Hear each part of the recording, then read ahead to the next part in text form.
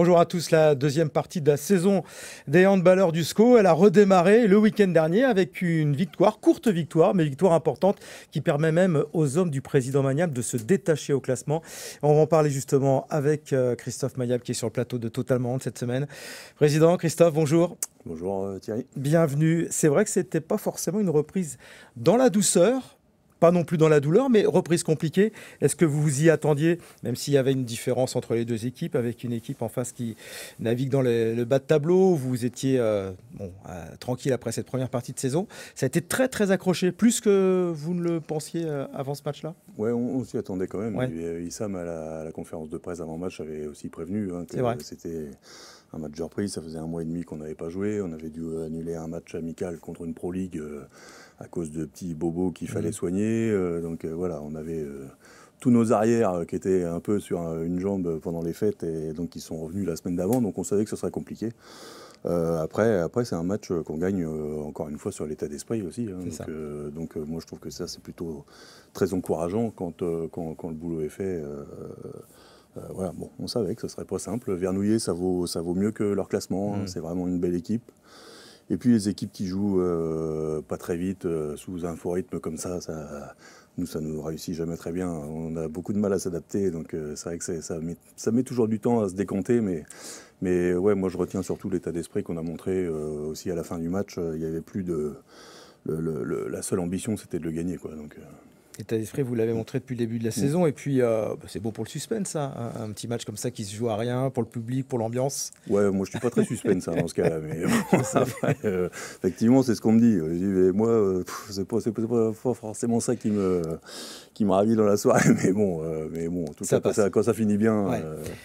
Ça passe, et puis il y en a surtout d'autres qui ont souffert, vos concurrents directs, qui eux ont chuté pour la plupart d'entre eux, et donc on va voir la conséquence au classement. C'est que vous aviez déjà un bon petit matelas d'avance avant la trêve, il est encore un petit peu plus confortable aujourd'hui. C'est tout bénef cette victoire. Ouais, c'est tout bénef, mais on savait qu'il y aurait des surprises sur cette journée. Quand nous, on a joué un petit peu en avance des autres, puisqu'on a joué à 18h30, à la fin du match, on dit le match était serré, on l'avait dit. Et Issam a d'ailleurs dit, mais sur cette journée, il y aura aussi d'autres surprises. Et effectivement, il y a eu d'autres surprises. Des équipes comme Masbrook qui ont pris vraiment des grosses défaites. Sainte qui va perdre de 10 buts à Mulhouse. Donc effectivement, oui, il y a eu des surprises, mais c'est une journée qui était propice à ça et on savait. Donc les journées de reprise de championnat comme ça, c'est toujours très difficile à gérer. En tout cas, vous faites un pas de plus vers votre objectif, qui est évidemment la remontée, annoncée depuis le début de la saison. Est-ce que vous avez une autoroute? Vous considérez que vous avez une autoroute maintenant pour atteindre cet objectif-là?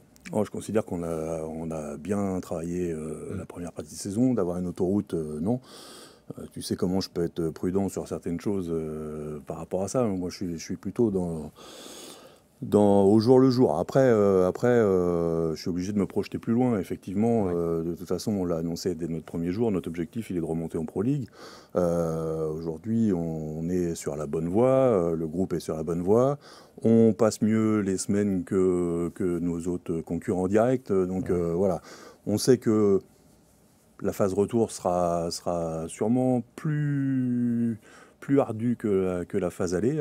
Ça m'étonnerait qu'on n'ait pas quelques défaites sur la phase retour. Pourquoi? On va aller à Cournon la semaine prochaine. Sur les effectifs, sur les joueurs. Et puis il y a des équipes qui se sont rodées aussi. Voilà. Et donc déjà, je pense que le match à Cournon la semaine prochaine, ça va déjà être un bon test par rapport à ça.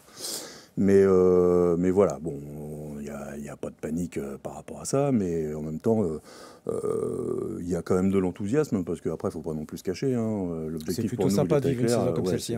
C'est plutôt bien. Et puis ça nous permet aussi, quand on aura joué dans les semaines qui viennent, Cournon, Sainte et puis Annecy et Vénissieux dans la foulée. Une fois qu'on aura passé ces 4 matchs-là, on sera à peu près... À peu près certain d'avoir le ticket pour la saison prochaine. Ou pas. Non, mais on est bien d'accord. De toute façon, Issam l'a dit, effectivement...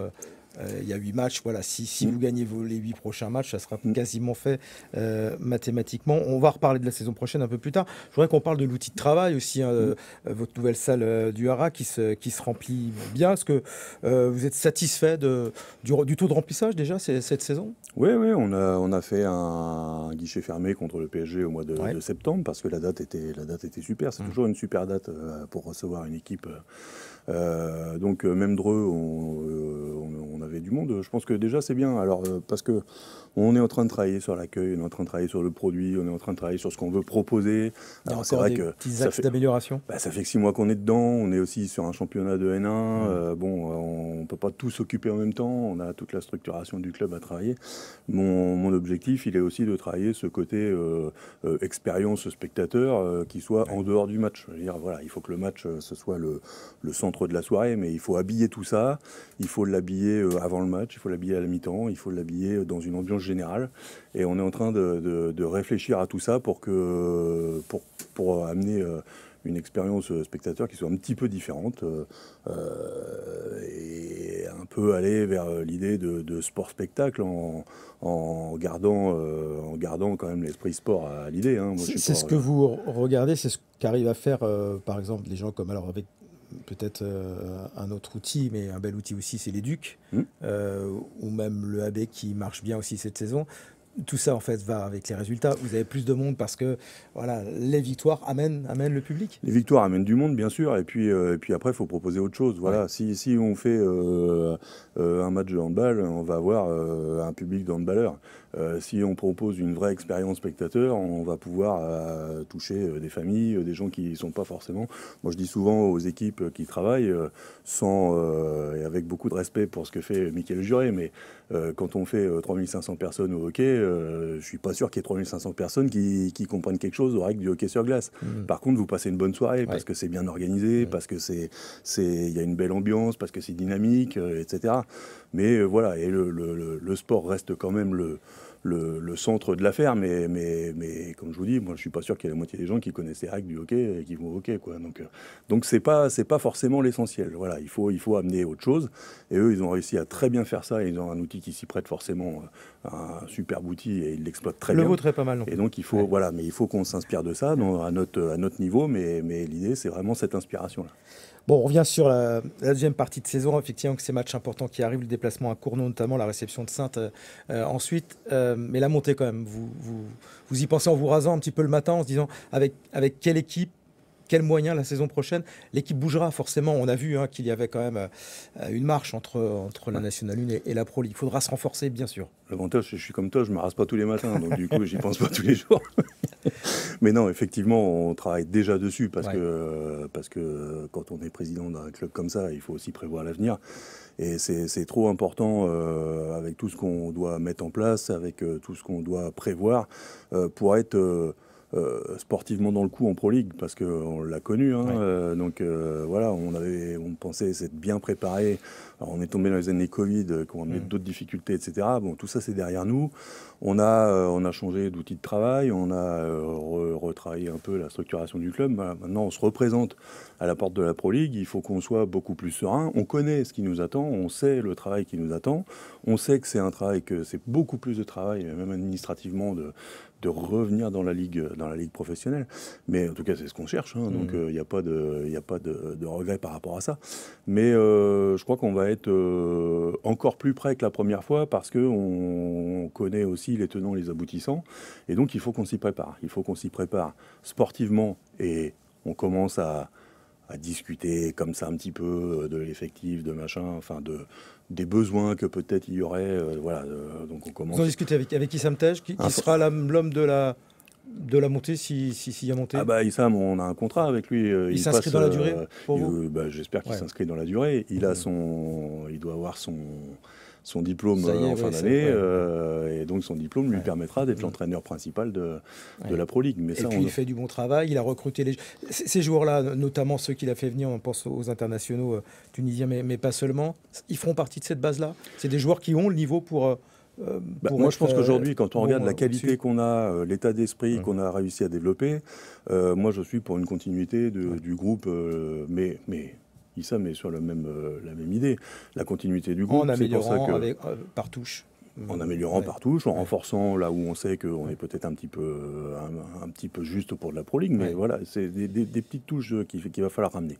Mais c'est ce que j'ai dit aux joueurs quand je leur ai présenté les vœux pour l'année. Je veux dire, on peut se dire qu'on est déjà qualifié pour la Pro League, et même si on se le dit aujourd'hui, moi ce qui est important, c'est qu'on continue à travailler cette deuxième partie de saison de manière très concentrée pour préparer l'entrée en Pro League l'année prochaine. Si on est sur la même base de l'équipe, tout le travail qu'on va faire cette année, c'est du travail qu'on n'aura pas à faire pour la prochaine saison.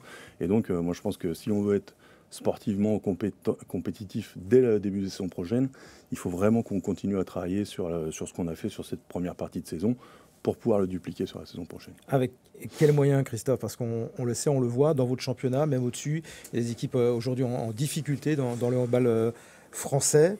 La Pro League, il faut plus d'argent pour se maintenir à ce niveau-là. C'est un petit peu le point d'interrogation du moment, un petit peu l'inquiétude, parce qu'il y a un petit peu tout ça. On a déjà...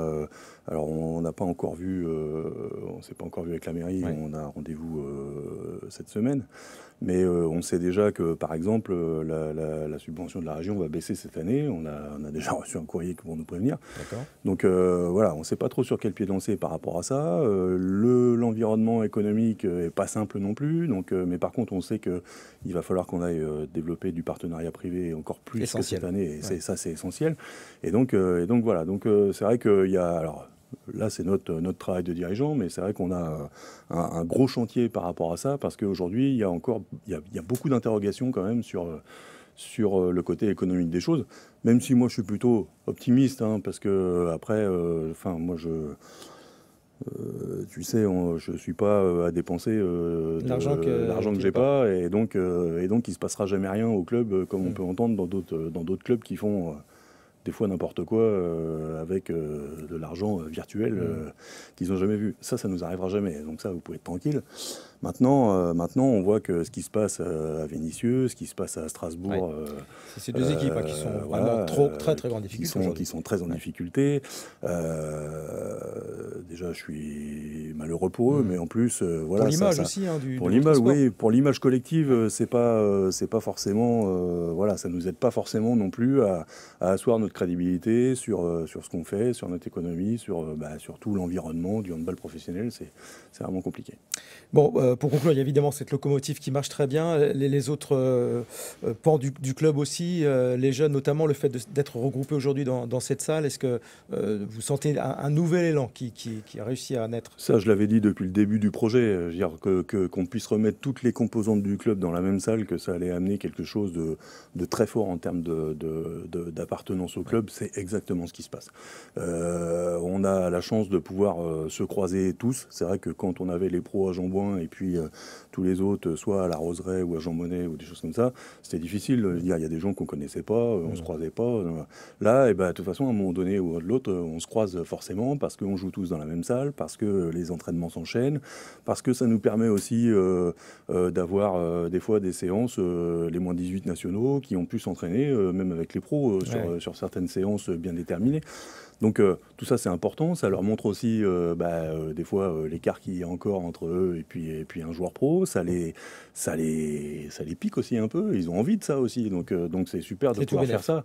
Et puis par rapport aux dirigeants, par rapport aux parents, c'est vrai que tout le monde croise tout le monde et c'est vraiment quelque chose qu'on n'avait jamais connu dans le club auparavant, puisqu'on était vraiment disséminés dans plusieurs salles de la ville. Et ça, on l'avait senti dès le départ, et vraiment, c'est encore peut-être même plus fort que ce qu'on avait pu espérer. Bonne année 2023, alors il est encore temps de ça souhaiter. Bonne fin de saison, surtout, Christophe. Vous faites les déplacements ou pas? Ça m'arrive. Ouais. Pas tout le temps, mais ça m'arrive. Non, Cournon, je ne serai pas pour non. Donc vous êtes attentifs, vous allez suivre ça. Et puis, ouais. Match qui peut être compliqué parce qu'ils sont loin. Eux, ils avaient des vraies ambitions aussi. C'est une équipe qui a changé son coach rapidement. Ils n'ont plus trop le choix aujourd'hui. Ouais, mais je pense que Cournon, avec la tournure que prennent les choses, je pense que ça va être un candidat sérieux à la montée en Pro League. Aussi. Ils peuvent se replacer. Ouais. Okay. Ouais. Moi, je pense que ce sera peut-être eux qui seront à la fin. Bon, on verra ça, en tout cas, avec le SCO Handball, évidemment. Merci Christophe Maniab, on se retrouve la semaine prochaine. À très vite, bye bye.